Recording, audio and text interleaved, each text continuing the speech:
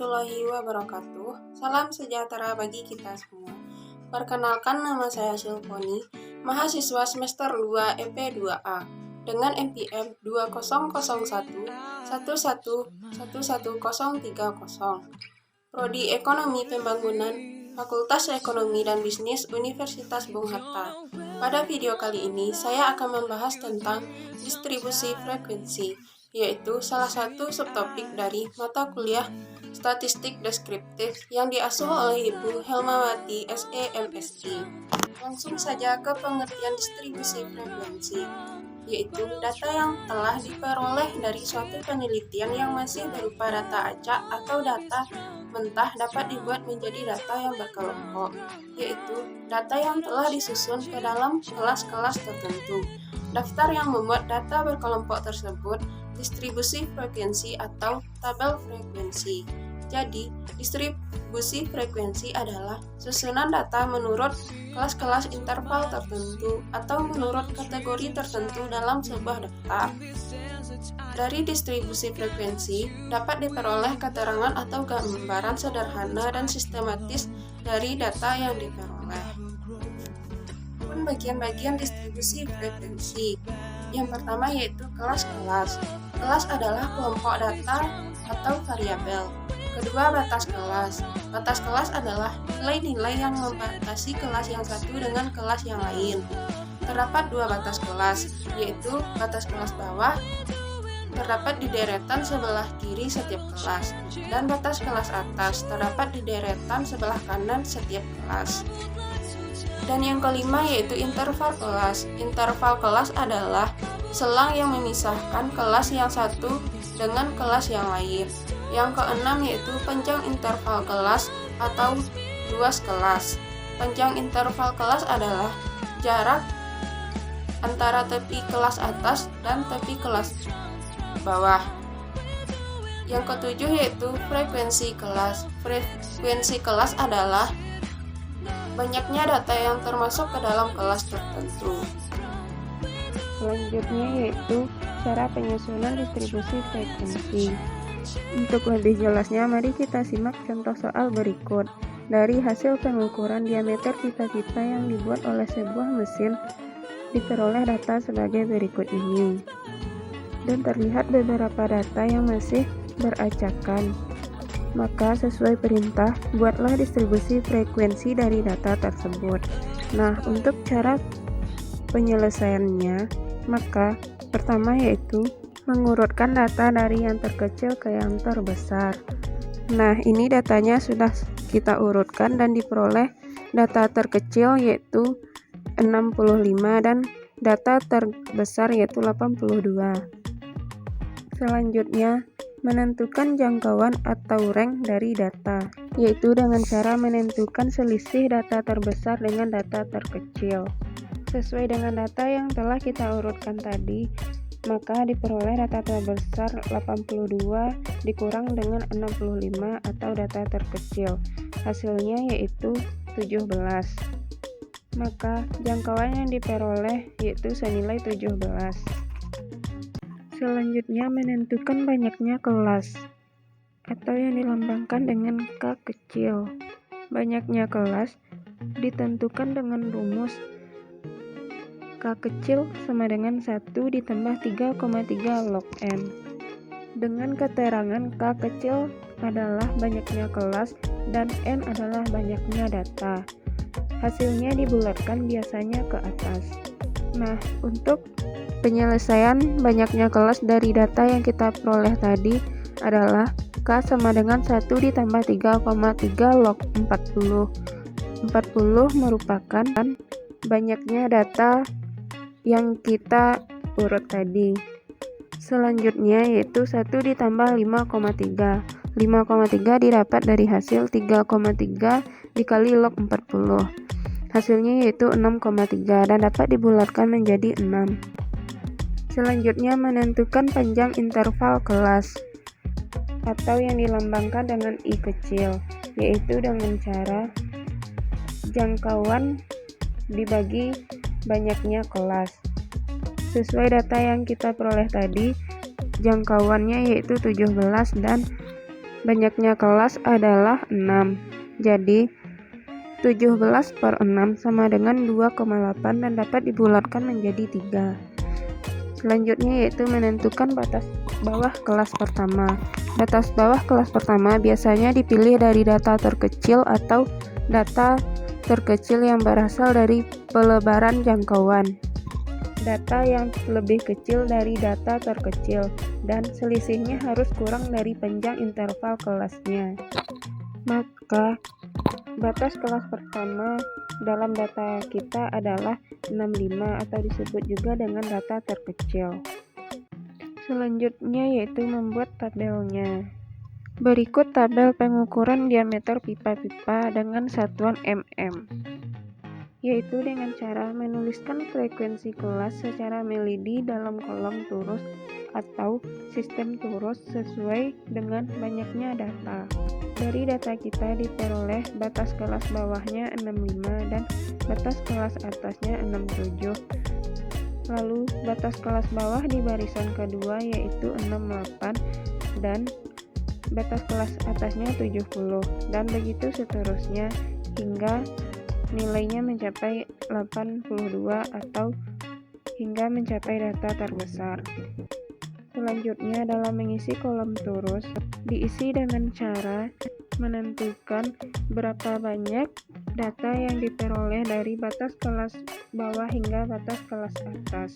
Pada baris 1 yaitu 65 sampai 67 diperoleh 3 turus yaitu 65, 66 dan 67. Selanjutnya pada baris kedua antara batas bawah 68 hingga 70 diperoleh 6 turus dan baris ketiga diperoleh 12, baris 4 13, baris 5 4 dan baris akhirnya 2 turus. Selanjutnya untuk menentukan kolom frekuensi yaitu dengan cara memindahkan angka yang diperoleh dari turus tadi, yang mana pada baris pertama yaitu diperoleh 3 frekuensi, baris kedua 6, ketiga 12, keempat 13, kelima 4 dan terakhir 2 frekuensi. Terakhir kita menjumlahkan semua frekuensi tadi. Di sini kita peroleh jumlahnya yaitu 40 sesuai dengan banyaknya data yang kita urut tadi.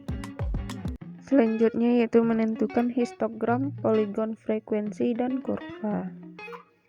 Pertama yaitu menentukan histogram dan poligon frekuensi. Histogram dan poligon frekuensi adalah dua grafik yang sering digunakan untuk menggambarkan distribusi frekuensi. Histogram merupakan grafik batang dari distribusi frekuensi dan poligon frekuensi merupakan grafik garisnya. Pada histogram, batang-batangnya saling melekat atau berhimpitan. Sedang poligon frekuensi dibuat dengan cara menarik garis dari satu titik tengah batang histogram ke titik tengah batang histogram yang lain. Agar diperoleh poligon tertutup, harus dibuat dua kelas baru dengan panjang kelas sama dengan frekuensi 0 pada kedua ujungnya. Pembuatan dua kelas baru itu diperbolehkan karena luas histogram dan poligon yang tertutup sama. Pada pembuatan histogram digunakan sistem salib sumbu. Sumbu mendatar atau sumbu X dinyatakan interval kelas atau tepi bawah dan tepi atas masing-masing kelas. Dan sumbu tegak atau sumbu Y menyatakan frekuensi. Sebagai contoh yaitu berikut adalah tabel distribusi frekuensi hasil pengukuran tinggi badan 50 siswa. Dalam kolom pertama terlebih dahulu kita tentukan interval kelas atau panjang kelas, yang panjang kelasnya adalah 5. Nah, untuk mencari histogram dan poligon frekuensi, terlebih dahulu ditentukan tepi interval kelas dan titik tengah. Tepi interval kelas dapat ditentukan dengan cara menentukan tepi bawah kelas atau batas kelas bawah sebenarnya dan tepi atas kelas atau batas kelas atas sebenarnya. Untuk menentukan tepi interval kelas, maka tepi interval kelas bawahnya dikurangi dengan 0,5 dan tepi interval kelas yang sebenarnya diperoleh sebanyak 139,5 karena sudah dikurangi dengan 0,5. Sedangkan untuk tepi kelas atas ditentukan dengan cara menentukan batas kelas atas sebenarnya, yaitu dengan cara ditambah dengan 0,5 seperti data di dalam tabel, yaitu 144 ditambah 0,5 menjadi 144,5, dan begitulah seterusnya hingga dapat ditentukan histogram dan poligon frekuensinya. Adapun bentuk histogram yaitu sebagai berikut, yang mana pada sumbu mendatar menyatakan interval kelas atau tepi bawah dan tepi atas masing-masing kelas, dan pada sumbu tegak menyatakan frekuensi. Selanjutnya adalah bentuk poligon frekuensi. Poligon frekuensi ini dapat kita buat dengan cara menghubungkan titik-titik tengah dari tiap interval kelas secara berurutan. Agar poligon frekuensi tertutup pada ujung-ujungnya, maka sebelum kelas paling bawah dan setelah kelas paling atas, kita tambahkan satu kelas lagi dengan frekuensi 0. Gambar ini merupakan penyajian data berdasarkan tabel distribusi frekuensi di atas ke dalam poligon frekuensi. Kita lanjutkan dengan kurva frekuensi. Kurva distribusi frekuensi atau disingkat kurva frekuensi yang telah dihaluskan mempunyai berbagai bentuk dengan ciri-ciri tertentu, yaitu 1. Simetris atau berbentuk lonceng. Ciri-cirinya ialah nilai variabel di samping kiri dan kanan yang berjarak sama terhadap titik tengah, atau yang frekuensinya terbesar, mempunyai frekuensi yang sama. Bentuk kurva simetris sering dijumpai dalam distribusi bermacam-macam variabel, karena itu dinamakan distribusi normal. Bentuk kurva frekuensi kedua yaitu tidak simetris atau condong, yang ciri-cirinya ialah ekor kurva yang satu lebih panjang daripada ekor kurva lainnya.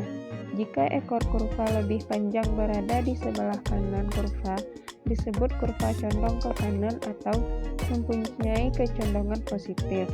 Sebaliknya, disebut condong ke kiri atau mempunyai kecondongan negatif. Yang ketiga yaitu bentuk J atau J terbalik. Ciri-cirinya ialah salah satu nilai ujung kurva memiliki frekuensi maksimum, dan bentuk keempat yaitu bentuk U dengan ciri kedua ujung kurva memiliki frekuensi maksimum. Bentuk kurva frekuensi kelima yaitu bimodal dengan ciri mempunyai dua maksimal, dan yang keenam multimodal dengan ciri mempunyai lebih dari maksimal, dan yang ketujuh yaitu uniform.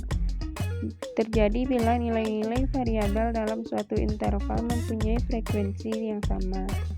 Berikut ini adalah gambar dari bentuk-bentuk kurva frekuensi di atas. Yang pertama, bentuk kurva simetris atau bentuk lonceng. Kedua, ada bentuk condong ke kanan. Yang ketiga, condong ke kiri. Yang keempat, berbentuk J. Yang kelima, berbentuk J terbalik. Dan yang keenam, berbentuk U. Selanjutnya yaitu bentuk bimodal, multimodal, dan uniform. Adapun jenis-jenis distribusi frekuensi.